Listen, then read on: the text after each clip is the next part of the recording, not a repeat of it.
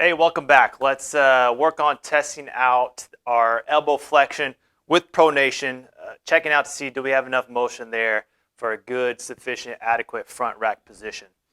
Uh, there's a lot of ways to test elbow flexion with pronation, but the biggest thing for us when we're talking about front rack position, we want to check it up there in that elevated position to really see, hey, can I still get normal elbow flexion up there, okay? So a good, easy way to test it. And by the way, when I say with pronation, I'm talking about we're turning the palm in this way. Because if we're in a front rack position, we're here, right? We're not holding the bar this way. We've got to be able to have that pronation along with the elbow flexion. So the way to test it is, do I have enough motion? We're going to bring it up to that 90 degrees. We're going to take our other hand and we're going to rotate it so that palm is pointed straight up.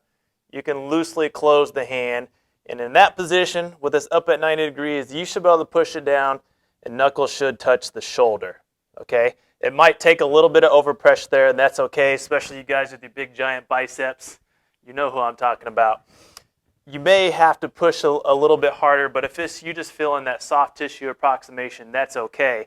But if you get there and you're like, you know what, it feels real stiff, you might feel a lot of tightness here or in the elbow joint, and we're not getting those knuckles all the way to the shoulder, we're coming up short, all right, we probably have some mobility stuff we need to work on. Otherwise, you're going to be making up for it up and down the chain, that front rack position, and it's not going to be sufficient, and that risk for injury is higher. Again, make sure you check both sides. You need to have that motion on both sides because you can only go as far as your most limited side when we talk about front rack position. So give that a shot, test it out. I'm going to teach you some ways to mobilize it if you do have some limitations there.